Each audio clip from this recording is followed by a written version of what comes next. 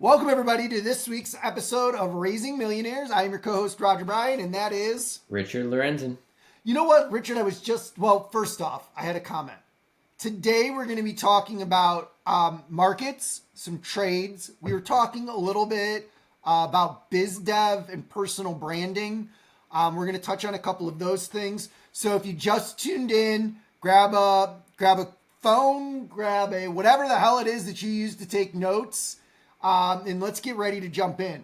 So Richard, it was funny. We just got on camera and I just thought to myself, every day for the last 2 weeks, I put on a button-up shirt. And today it was like 40 or 38 degrees this morning. And I'm like, I'm going with the hoodie. And then I'm like, shit, we have a podcast today. So I'm trying. With that being said, the new Block Capital logos look great. And I'm going to get all kinds of printed stuff so that I can wear it. Yeah, we've got to get you a vest. This way you have something to wear on those cold mornings. Yeah, there you go. I can wear my button-up shirt with my, what do you call them? Do Finance Bro vests? Yeah, I just had mine on until about an hour ago because it was cold this morning. It was freezing this morning. We had to cover up our tadpoles last night to make sure they didn't freeze. It's an Ohio thing. Yeah, no that's idea what that means. Here in New York, but nice. All right, so markets have been doing well. 5-day winning streak coming in today, correct? 6th day. Yeah, I think yesterday was the 6th day, right? Yeah, I don't think we're going to pull out a 7th day today. Although you never know, because yesterday we opened up down like over 1% and we closed up fractionally. So yeah, who cares about credit ratings, man? They're just not important. Right. Yeah, so right now the market is currently down. NASDAQ's almost down 1%, like 3/4 of a percentage point right now.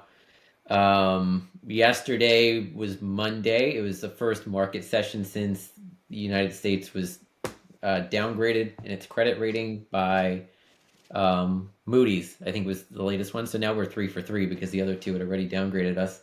I didn't realize that one of them had done it 14 years ago until all of this started coming out. Yeah, well, that one happened right after the Great Recession, I think. No, first one was 2011. Oh yeah, 2011, right after. Right. You're right. Yeah. All of these great things, once you get older, start to blend together. Pandemics, great recessions, little recession. There you go. So the market opened down yesterday. I think the Dow was down maybe 200 points or so, but ended up rallying back, closed the day up. So I guess investors weren't as concerned about the downgrade event. But today the market did open up down a little bit, and it's still down a little bit. So I would say you're probably right that we may be heading for a lower close today, breaking the 6-day winning streak for U.S. equities. So there's a lot going on. Book. Oh man, where is it? I wonder if it is at home. It was funny though. Carter was in here the other day with me. And all he does is take books off the shelf and put them back on. Like half of them over here are backwards now. Mm-hmm. Here it is. Ray Dalio. Changing World Order. I just wanted to see something. When was this published? That was a few years ago. Maybe 4 years ago.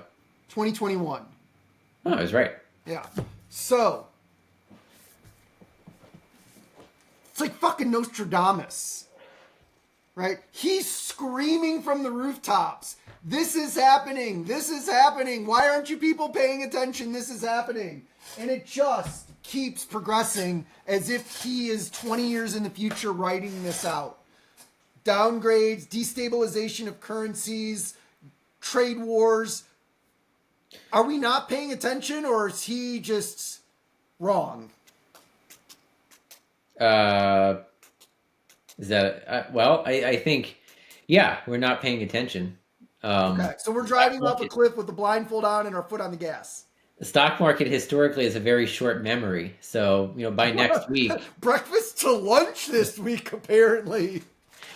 Yep, it's true. So I guess then, you read his book more recently than me. What's next on the roadmap? Well, the destabilization of major world countries. If we're in the four cycle 4-part cycle and we're at the end of the 4th cycle, there has to be a complete disruption of the world order.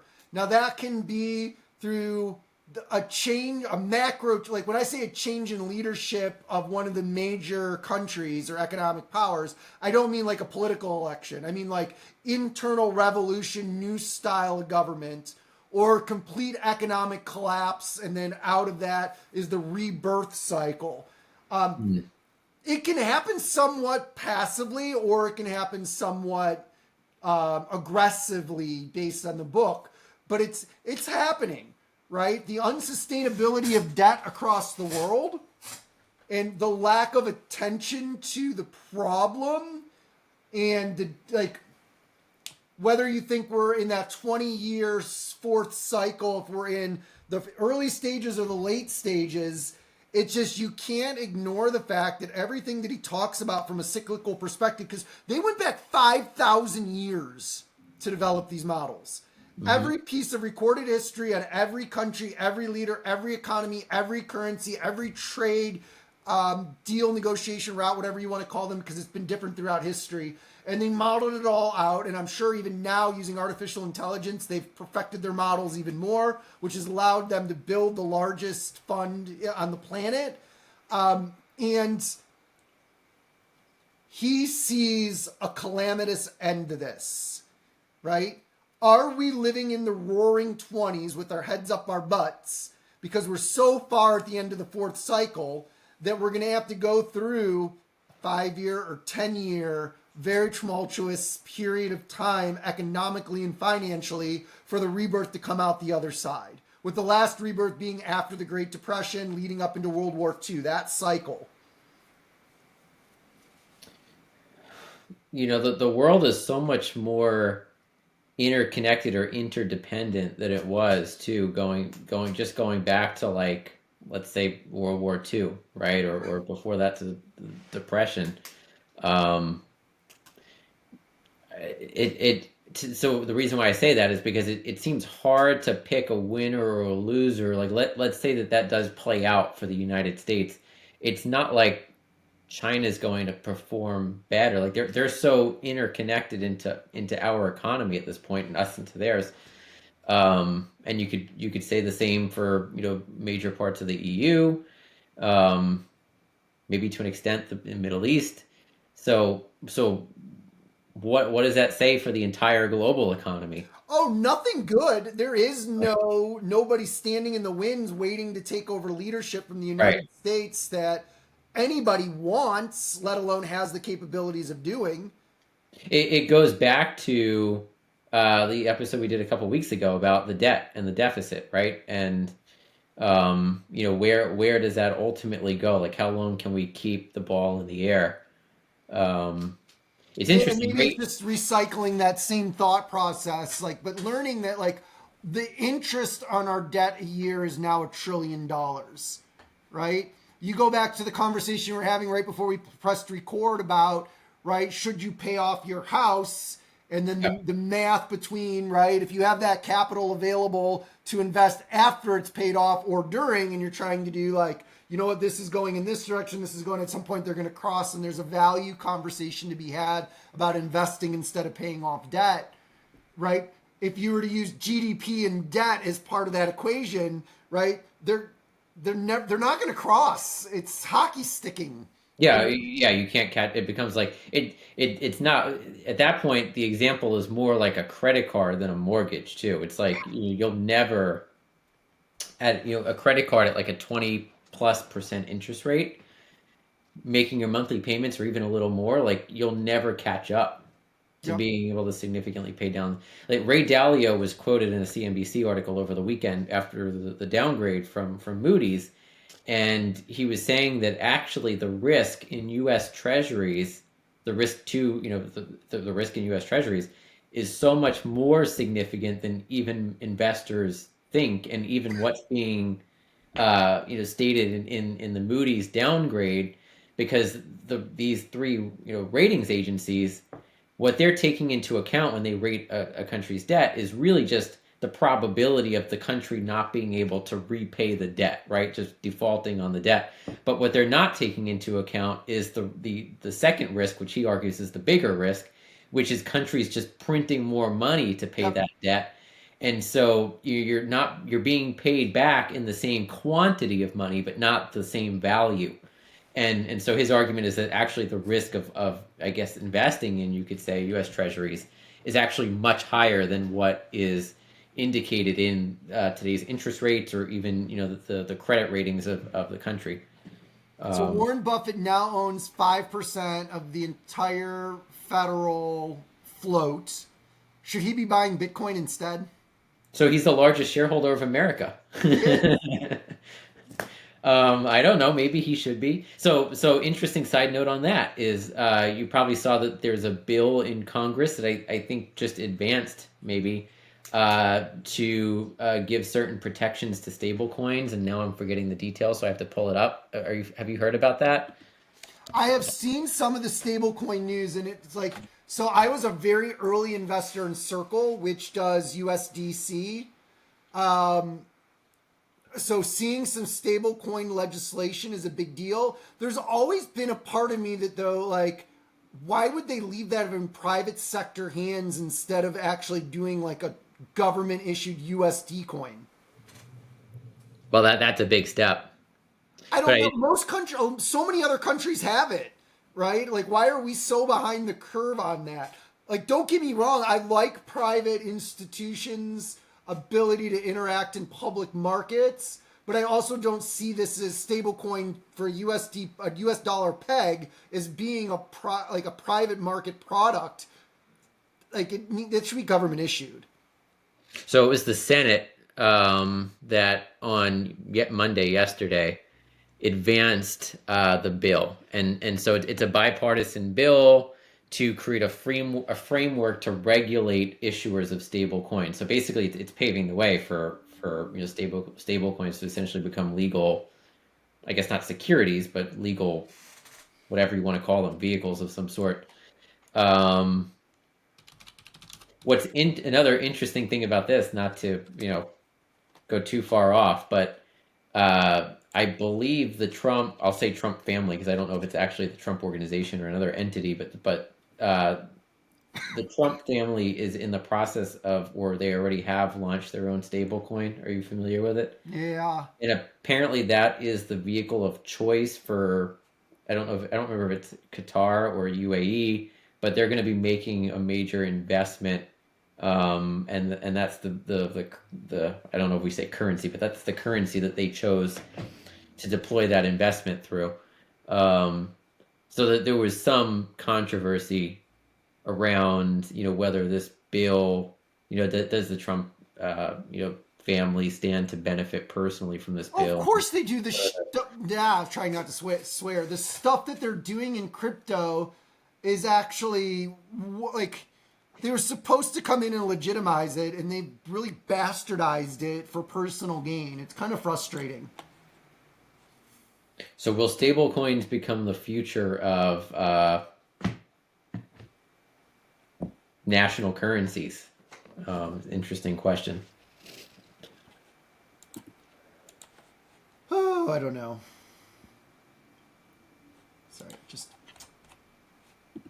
So now the markets are down about 1%. oh, all Um, right. Here's my trade lineup that I'm looking at. Sorry, I should. okay. All right. So Nvidia has earnings next week on the 28th. Okay. Right? They are after their last earnings and some of the things they said, they've already pre-positioned for, I'm not going to call it negative news, but less than positive news. So the markets have already priced in some of that. So if they were to come out at expectation or below, there is a slight probability of a minor move in that stock. Basically to say the options market does not look sexy on that. But behind the scenes right now, CoreWeave Mm-hmm. is, I don't even know what the right word. I think it's up. I'm going to pull it back up. It's up another 10% today. But it is up 140% in the last 30 days. Okay. So the options on it are frothy in both directions, meaning that like you would have a 14% premium on a put, which is well outside of my 2.9% max comfort level.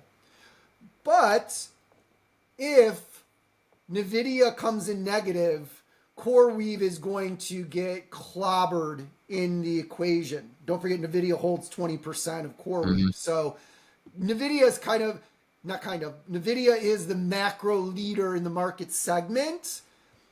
This reminds me of my very first trading cycle I ever put together in like 1998, when like brokerage accounts online were a new thing. And it was Office Max and Office Depot, right? There was the boom in the small business world. There was the boom in the online trading, and they reported earnings 7 days apart. And I rode this for 6 quarters, right? Whatever the first one did, I would trade that on the other one. And because there wasn't a lot of retail at the time, I would get a 30-40% return on every one of those trades. And I seen NVIDIA kind of lined up as the same. Whatever direction it goes, everyone else is going to follow. The difference today is it happens in real time, not in a week, because the data is there for everyone. Yep. But that also means you need to look at who has the most downside potential for a minor change. And I go back to CoreWeave, right? Their valuation is astronomical to their negative earnings, right? They're a player in the market, but they are completely over leveraged from a price to earnings ratio, valuation perspective. So I am watching for that margin to narrow as we get closer to the 28th. If it got down into the 5 or 6%, I would make the trade. I don't know that it's going to, because the stock has been on a tear. For example, yesterday it was 14%, but then the stock's up another 10. So it would have gotten clobbered on that. Yeah, there's a lot of anticipation being baked into that earnings report. There is. So I am watching. I did not like doing Amazon a full week out last time. So about 72 hours out, I'm going to look at my spread. I think if I'm below 5% on a put, I'm going to take it as a small one, because it would pay off astronomically if the call is right. I'm also watching everything that everyone's talking about on NVIDIA, with the China trade, tariffs, their new chip demand, overall macro processing power demand moving forward, the investments from the Middle East in data centers, right? There's so many different variables in that. And then also making sure that I don't get caught off guard by anything that Trump does that could take that out of whack. So I want to move as close to that earnings data as possible. Is the 20th a Friday or Thursday? It's a Wednesday, right? So today's Tuesday. Maybe Wednesday morning on, you know what, though? CoreWeave doesn't have a ton of options change. We're just about a week out from that earnings report. CoreWeave had a little bit, yeah. So no, May 30th. It does have a May 30th expiration date. Right now, they're at 95. Oh, the margin is, no, it's still around 12%. But a $95 put for $10 says the stock's going to drop below 85. And you're starting to see a lot of action piling into 80, 85, and 90. But you're still well above 100% volatility. So NVIDIA is currently trading at 134 almost.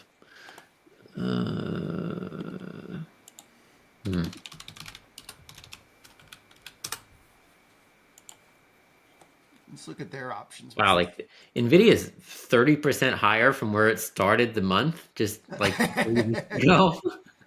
I know, isn't that crazy? Let's see here. You They know that go. I've also heard a lot of conversation around how the AI trade could ignite again because the Trump administration was repealing an executive order that Biden had signed. I'm trying to find which executive order that was, but there was an executive order that um, negatively impacted AI. Um,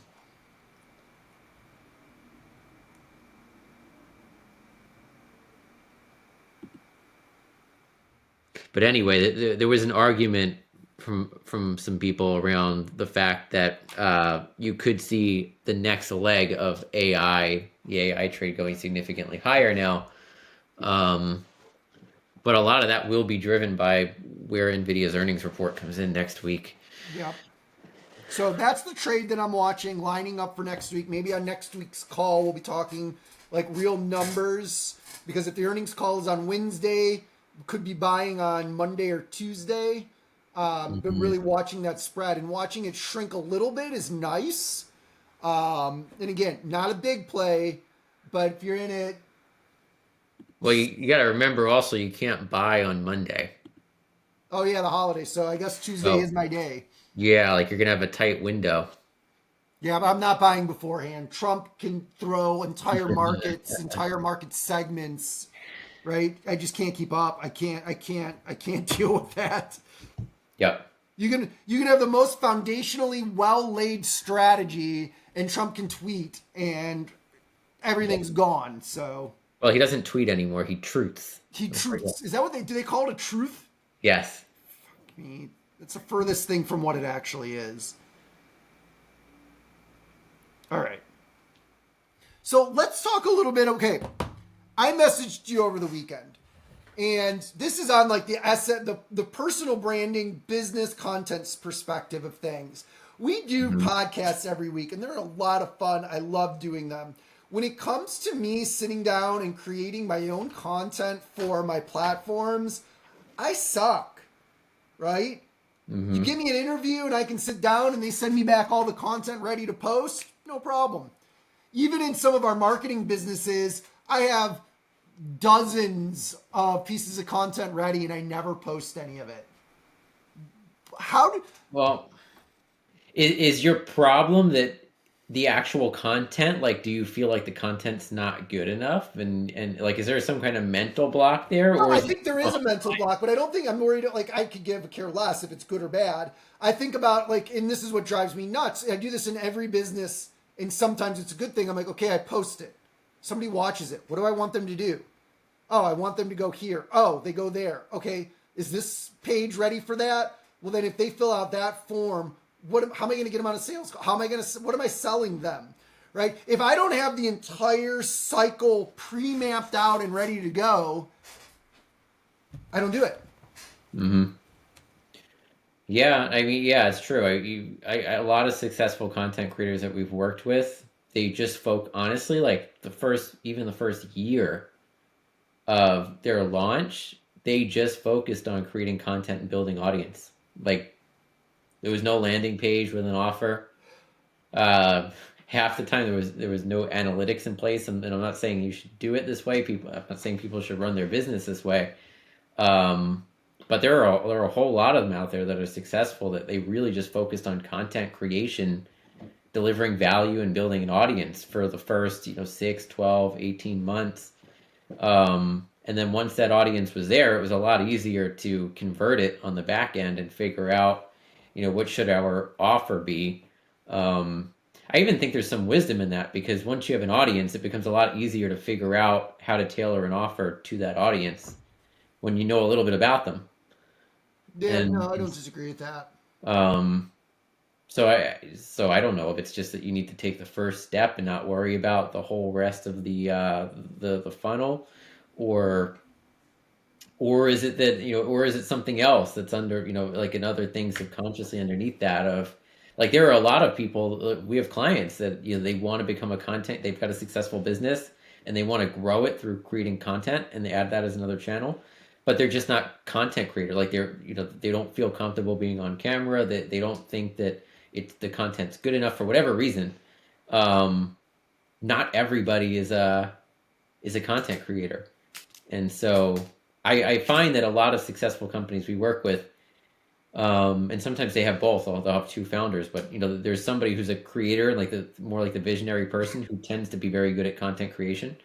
And then there's also the operator who hates being on camera and isn't comfortable being on camera, but they're great at running the business on the back end. And we know a couple people like that who run very successful course businesses, two partners, Yeah. and one of them is online and the other one's running the whole $100 million a year company on the back end. You would never know who it is. Um, and if they were to try to switch, it would be a disaster. Yep. Yep. So No, it's funny. Like even Chat GPT is like, would you like me to write the posts for you so you can just post dumbass? Doesn't and call me dumbass, but I don't think it's allowed I was to. going to say you have to talk to your robot. Hey, be nice to Alexi. Let's see. Okay. I don't get that one. It's funny because I've It's because created, you're a direct response guy. I know, and You're I've you're created not so much content in my life across so many different industries. Like you're not an influencer. You just want to get someone to buy your stuff. I know I don't want my face everywhere. I just buy my shit type stuff. That's the problem. Yeah. Okay. I need a hypnotist that can fix that. Do you know anyone? Well, any reach out. Anybody who's listening. Yeah. If you're listening to this podcast and you know how to hypnotize me, please do. On the fund side of things, I know you and Yes. I were talking about when is the right time to do the first deal so that we can get the infrastructure set up. I told you that I'm like mid-July is when I can start doing the paperwork side of things. And I just emailed the venture fund that I'm in because I didn't get a Q1 statement and I should have had it 5 days ago. I also wanted to ask them, I don't think the first liquidity date is until December of 2026, which sucks because I've got like 2 rental properties sitting in that damn fund. Um, Mm. I really want to execute on this.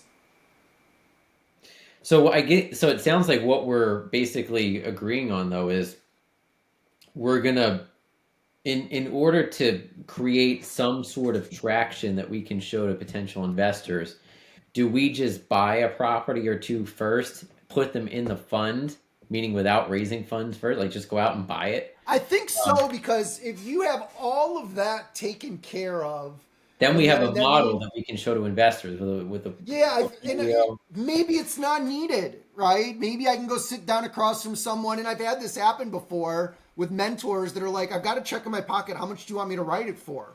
Right? To, around an idea, a fund, an investment. They're out there. But I always feel more comfortable. Like, I'm more likely to say no to an investor than the investor is to me sometimes. Maybe that has something to do with my content thought processing as well. But I want it just like organized so I feel comfortable. Like, yeah, here's the entire infrastructure. Here's all the legalese. Here's the paperwork. I feel comfortable taking the money and putting it into the fund. Let's go do it. Hmm. Okay. Yeah, because I think that's a good way for us to get started. I mean, and the properties that we were looking at, like we talked about a few episodes ago, like these are the first two properties we were looking at were duplexes, I think if I remember correctly. Yep. And they were listed for something like $189,000. Like these are not big deals to take down. Like we could just go buy one, close on it in 30 days, and then we Here's have another part of this. Here's another part of this. So I was talking with Krista. She has one rental property where the tenants are always late with the money. And there's a mortgage on the property. And you Mhm. run your books with an expectation of like an 80% collection rate Mhm. at the mac, or no, I'm sorry, on a monthly basis. And at the macro, you need to be in the high 95, 96 percentiles of collection, meaning that you can cushion some defaults past 90 days until you can evict someone and go through the entire process. Right. But when you think about getting the first one under your belt and getting cash flow to cover and cushion future things, the less you leverage it, the better. Yeah, of course. I mean, it comes down to a balance between how do we make sure that we have a strong balance sheet, but how do we also make sure that we can scale quickly? Because if we're buying $189,000 properties, like no one's making a lot of money on that unless we're able to scale it quickly. Yep. Or unless you Um, buy the two of us buy 10 of them on day one and pay all of them off on day one. or that. There Yeah. is that. There is that. But then why are we raising a fund at all? So, Come on, Bitcoin. yeah. So, yeah, so I agree. Like we don't want to over leverage the properties in the portfolio. We don't want to have a situation where there's a liquidity issue if tenants are running late on rent and we have a highly leveraged portfolio. Um, if we want to remain conservative like that, the only other way to offset it so we can still scale is to be able to raise lots of equity. If you're not using lots of debt, you need lots of equity. So we would need to be able to go out and raise enough money to still buy the target number of doors that we want to buy. All right. Right. And so I wonder if our brainstorming makes for good podcasts when we're doing this. we are recording right now. Yeah. I'm just wondering because sometimes like I really get deep into thought. I'm kind of staring. I'm like, wait a second. There is a camera on me recording at this moment. This is a good exercise to go through. Maybe we take some of it offline, but Yep. All right. So this podcast was a little all over the place, but we talked about a couple good things. I lined up my next trade. I highly recommend everybody read Changing World Order by Ray Dalio. Yep. The Changing World Order. Because his predictions, maybe they don't happen to the extreme of what he's talking about, but they are playing out right in front of us. Yep. You have to plan for it properly. We talked a little bit about content creation as an entrepreneur. We talked about everything. You talked about everything. So Stablecoin. The whole stablecoin thing. one's interesting. I want to keep an eye on that one. Yeah, I would. That bill I think is going to be very interesting. It just went through the procedural vote in the Senate, which means it will at some point relatively soon by Congress standards go to I guess a floor vote, like a full vote on the bill, or maybe it has to go through committee first, but that will be a very interesting bill to watch. Speaking of stable coins and crypto and Bitcoins, I guess we can, I don't even know where Bitcoin's trading right now, but at It's above 105. 105,000. So it's at 105,000, which is it's had a good run over the past few weeks. Let's push that all-time high. Yep, it's almost there. USDC stablecoin is at 1, where it always is. And Dogecoin, because that's important, is 22 cents. So, yeah, Bitcoin has had a very good run. And if you've listened to the Michael Saylor interview that came out over the last few days, what was his target for Bitcoin? It was a crazy number. Maybe it was a million. 500 in the next 10 years. I thought he said it was a million. Somebody else just came out with a $500,000 target. So there you go. I mean,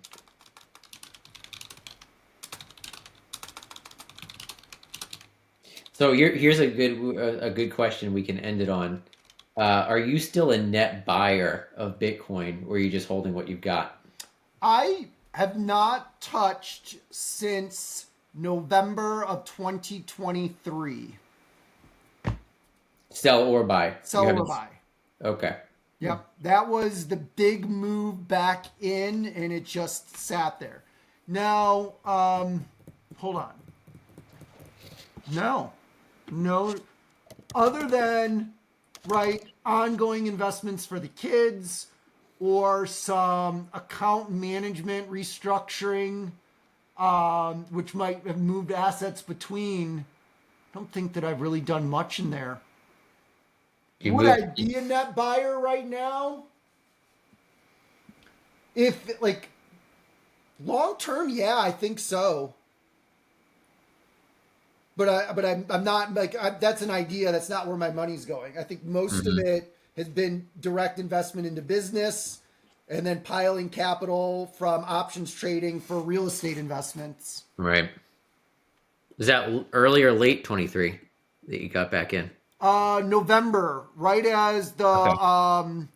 right around 25,000, as Nice. everything was starting to pile up for the approval of the The ETF. ETF. Yep, Yeah, saw the writing on the wall. That's been a good ride. that has been a good ride. Nice 4x. All right.